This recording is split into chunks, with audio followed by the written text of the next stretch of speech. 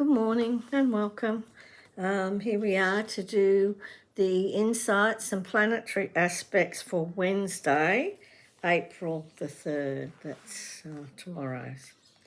Void of course from 4:39 p.m. to 8:08 p.m. Ingress into Aquarius. We have the Moon square Chiron at 1:07 a.m. So healing family wounds, disrelocation, creating a new home, emotional challenges. We have the Moon trine Black Lilith at 3:17 a.m. Deep rest, coming home, soul nourishment, internal prompting, prayer and ritual. The Moon trine Uranus at 4:19 a.m. Be inventive, share ideas and inspirations. You've got the Moon square Mercury at 3:11 p.m. Irritable, internal conflict of mind and emotions, lessons to be learned. It's quite a lot of placements for Wednesday. So the Moon sextile Venus at 3:57 p.m. Expression of emotions, love, affection and nurturing. The Moon is sextile Neptune at 4:40 p.m. So use opportunities to be creative, artistic, sensitive, psychic and express oneness. The Moon conjunct Aquarius at 8:08 p.m. So the waning moon phase of the Moon supports anything cleansing, eliminating or reducing. So while the Moon's in Aquarius, which is an air sign, there tends to be less moisture in the atmosphere, presenting an excellent opportunity for cleaning windows and mirrors and tiles. In the garden, you find weeding discourages regrowth now. So Aquarius is a fixed air sign, ruled by the sensible Saturn and the independent Uranus. Aquarius relates to the 11th house of affairs, such as hopes and wishes, friends, acquaintances, groups and societies. The key words for Aquarius are original, innovative, independent, humanitarian. When Aquarius is influencing the Sun or the Moon, we are aware of social issues, friendly yet detached. We tend to be motivated by intellect rather than emotion and want to be heard.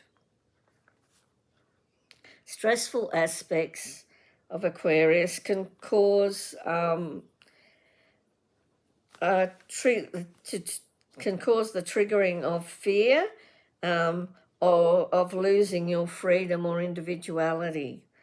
You could be eccentric or tactless at those sort of times.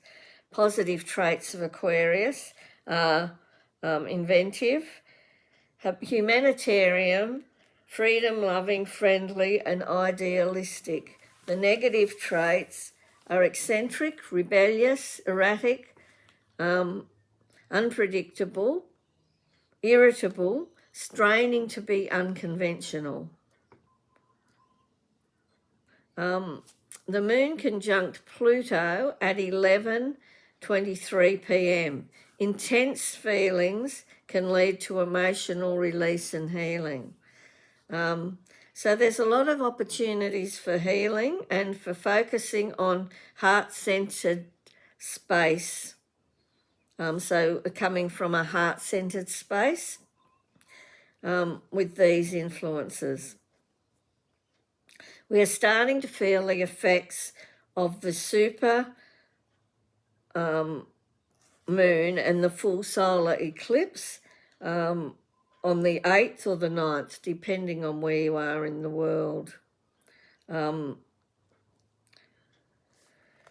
You may feel the need to do things differently and to become involved in some type of social or humanitarian projects or voluntary work. Use all the positive traits of Aquarius to help you navigate whatever type of situation you are experiencing at this time. Excellent day for polishing the wooden floors or oiling timber furniture or decking. And also focus on dental hygiene on Wednesday. So there's quite a bit going on, quite a lot of placements and things happening, and you will be feeling the impact already of this full solar eclipse, which eclipses always magnify things, so we can use them to the positive. There's always the positive side as well as the negative side, so we can use the positive things, the magnifying or the expansion of the positive things to our great advantage when we're starting to feel this influence. But you can feel when there's so much energy happening, especially when you've got that super full moon as well as the solar eclipse coming up, you can feel that energy and it can be a little bit exhausting at times and that. So just take care of yourself. Make sure that you give yourself the rest that you need. Look after your emotional needs, because some placements could make you feel a bit irritable or a little bit volatile. So if you know that these things could be present, then you can take steps to avoid getting caught up in it. You can focus on the positive sides and use that strong positive influence to get you through these times, and you can have some wonderful things happen.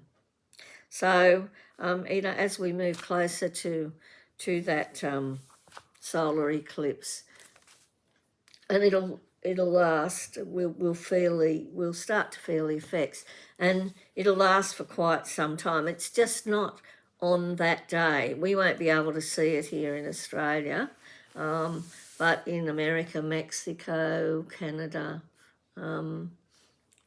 in all the Americas over there, over that side of the world, you'll be able to see. That'll be the best viewing of the full solar eclipse.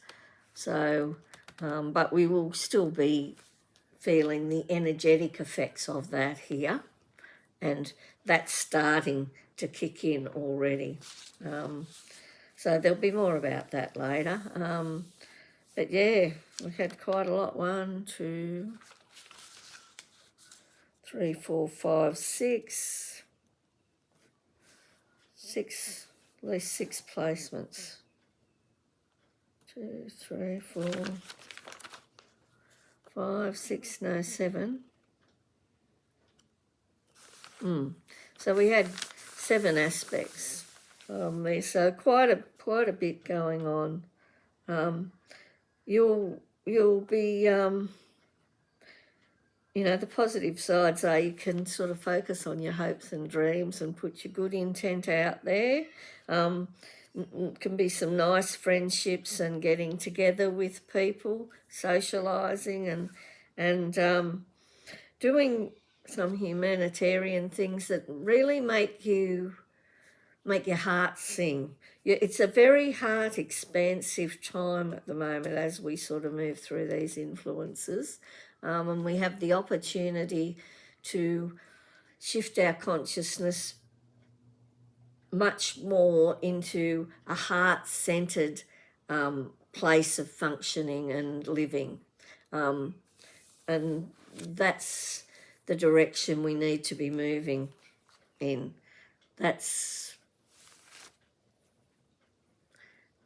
where the energy's taking us. We'll all get there at our own space and pace, but that's where we're heading. So all these planetary aspects and things that are coming in, and the solar eclipses and the supermoons and those sort of things, they help us to make the most of those influences and to be able to help us along the way to that.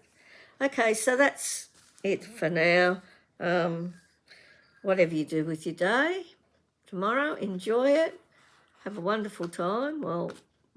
And as always, lots of love and many blessings. If you found this helpful or interesting and enjoyed it, please give it the thumbs up, share online and subscribe. As always, lots of love and many blessings, and bye for now.